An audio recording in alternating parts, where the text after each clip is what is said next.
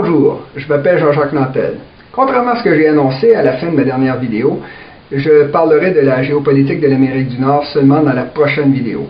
Aujourd'hui, j'aimerais terminer ce que j'ai commencé à dire dans ma vidéo 18 concernant les pays naturels plus ou moins parfaits qui sont limités sur plusieurs de leurs flancs par des frontières également naturelles comme des bords de mer ou des chaînes de montagnes.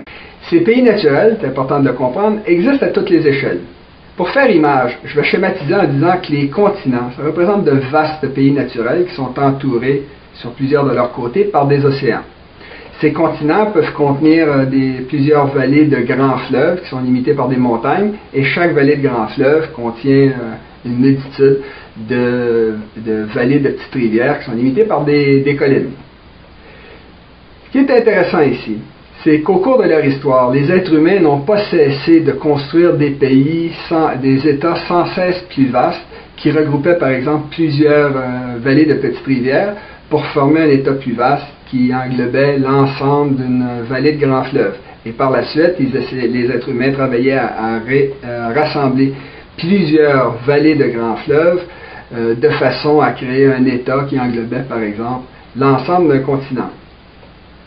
Cette croissance régulière de la taille des États créés par les hommes s'est faite par à-coups, grâce à des révolutions technologiques qui ont permis, des révolutions technologiques comme la révolution urbaine ou la révolution industrielle, qui permettaient de franchir avec facilité des obstacles qu'il était auparavant très coûteux de traverser. Évidemment, à l'échelle humaine, comme les révolutions technologiques prenaient du temps, la fusion de plusieurs peuples dans des États plus vastes était ordinairement précédée par une longue période intermédiaire qui voyait les peuples s'échanger des idées, des technologies, des coutumes, ce qui accélérait la révolution technologique jusqu'au moment où ça devenait possible et facile d'unir tous ces peuples-là dans un État plus vaste. Tout ça a commencé à la préhistoire, après que la révolution des premiers outils, la révolution du feu, ait permis à nos ancêtres de s'éparpiller sur tous les continents où ils sont devenus des prédateurs dominants.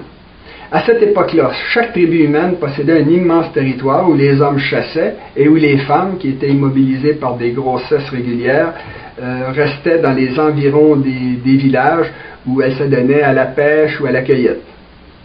Quand, après plusieurs siècles d'expérimentation, les femmes ont fini par comprendre comment se reproduisaient les plantes, l'humanité s'est lancée dans sa révolution agricole qui a transformé l'être humain de prédateur nomade à producteur sédentaire qui cultivait de tout petits lopins de terre. À cette époque-là, les territoires contrôlés par les tribus se sont soudainement réduits alors même que leur population explosait.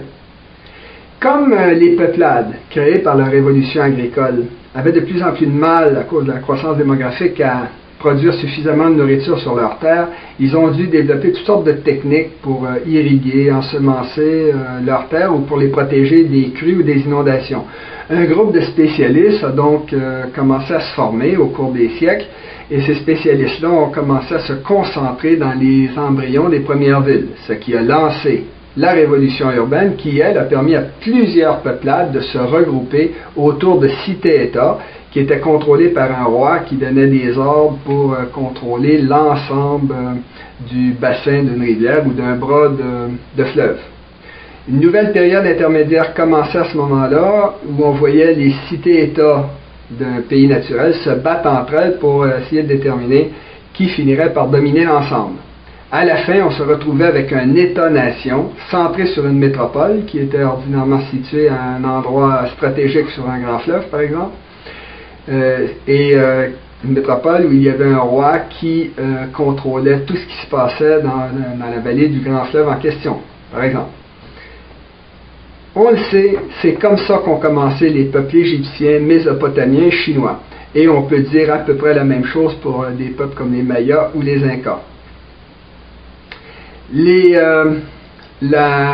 L'étape suivante a amené les pays, notamment ceux qui vivaient le long des fleuves, à développer un commerce international en suivant leurs fleuves qui débouchaient sur des mers, et où se trouvaient plusieurs peuples comme eux qui produisaient des biens qui étaient souvent complémentaires au niveau commercial.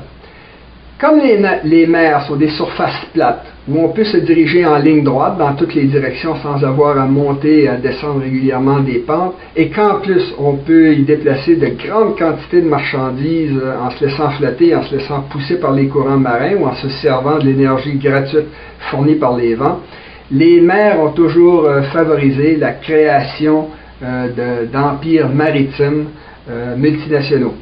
La mer Méditerranée, par exemple, a vu se succéder les empires carthaginois, romains, byzantins et turcs.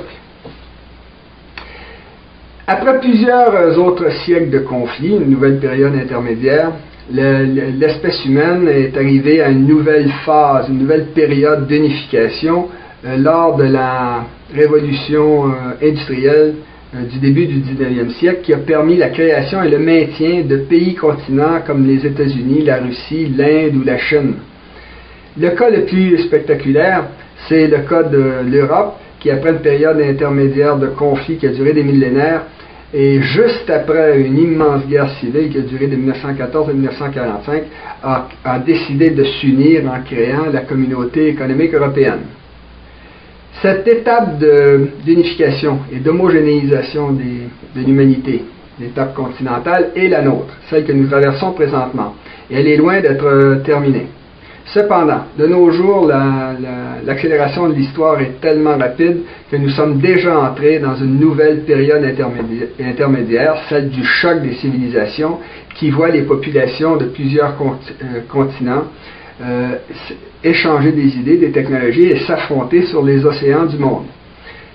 Logiquement, la présente période intermédiaire devrait déboucher sur l'étape ultime d'unification de l'espèce humaine, c'est-à-dire l'union planétaire, d'autant plus que l'actuelle révolution de l'information fait que notre monde, qui était autrefois si vaste, est devenu un tout petit village planétaire où tous les peuples se copient les uns les autres et adoptent des modes de vie de plus en plus semblables. Il importe de signaler que le mouvement d'unification de l'humanité qu'on vient de décrire a amené cette dernière à descendre graduellement du centre des continents vers les côtes océaniques. C'est parfaitement évident quand on regarde l'histoire de nos villes. Les êtres humains, on l'a dit, qui étaient éparpillés au début partout sur les continents, ont commencé par descendre vers les fonds de vallées de rivières où se produisait la révolution agricole, avant de se déplacer, un citoyen à la fois, vers les cités-États, où ils se concentraient, puis ensuite pour descendre vers les métropoles qui étaient situées, les métropoles d'étonation qui étaient situées sur le bord de grands fleuves, avant de finalement, de nos jours, migrer de façon massive vers des mégapoles qui contiennent souvent des dizaines de millions d'habitants et qu'on retrouve éparpillés un peu partout le long des mers, des océans du monde ou sur les longs fleuves navigables qui débouchent sur les océans. De nos jours, ces mégapoles océaniques sont devenues très nombreuses. On pourrait citer Tokyo, Shanghai, Jakarta, Bombay, Lagos, Buenos Aires, New York, Montréal, etc. Si ces mégapoles océaniques existent, c'est bien sûr parce qu'il est extrêmement rentable de faire commerce à la surface des océans qui couvre 71% de la surface du globe, en plus de représenter les coûts potentiels la plus basse de toute la planète. Pour exister, ces mégapoles océaniques ont également besoin que soient drainées vers elles toutes les ressources et les matières premières qui viennent du centre des continents. C'est pour ça que beaucoup de villes continentales et de métropoles qui ont été construites aux autres époques ont bien survécu lorsqu'elles étaient bien placées et très rentables. C'est la même chose pour tous les systèmes de communication comme les chemins de fer ou les routes qui permettent justement de drainer ces ressources vers les côtes océaniques. Parmi les villes qui ont très bien résisté au mouvement vers les côtes, on peut citer les villes ressources, qui sont des villes qui sont placées un peu n'importe où sur les continents, c'est-à-dire près de la ressource qu'ils exploitent, et qui sont destinées à devenir des villes fantômes si jamais la ressource s'épuise ou si elle perd sa valeur commerciale. D'autres villes qui sont beaucoup plus éternelles sont les villes stratégiques qui sont situées à des points d'étranglement du territoire à l'intérieur des continents. Je pense notamment à des villes de confluents de rivières comme Pittsburgh, des villes de Détroit comme Détroit elle-même, ou une ville comme Peshawar au Pakistan qui est située directement à la sortie de la passe de Khyber, qui est un col de montagne stratégique qui unit l'Asie centrale au sous-continent indien. Pendant qu'on parle des villes continentales qui ont survécu, parlons des capitales politiques, qui sont des villes artificielles, de véritables villes nomades qui ont tendance à se promener sur les cartes au gré de la fantaisie ou des besoins des hommes politiques.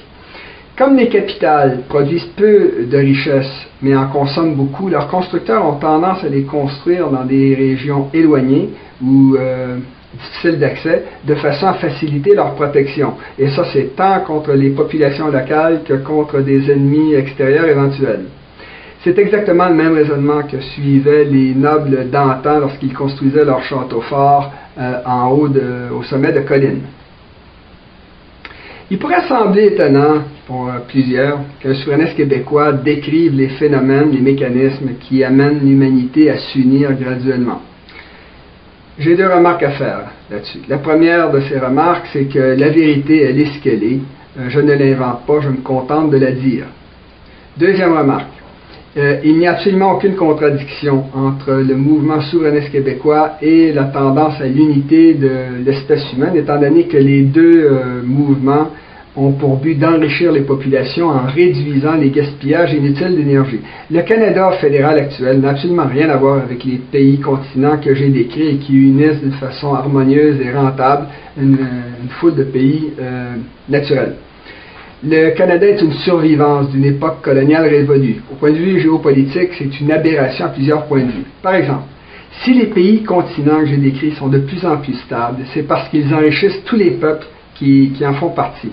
Deuxièmement, ces pays continents regroupent plusieurs peuples, ce qui permet aux peuples les plus faibles de défendre leurs intérêts en se coalisant contre les plus forts. Or, le Canada actuel comporte deux peuples principaux, dont le plus puissant appauvrit artificiellement le plus faible, le peuple québécois, depuis un quart de millénaire.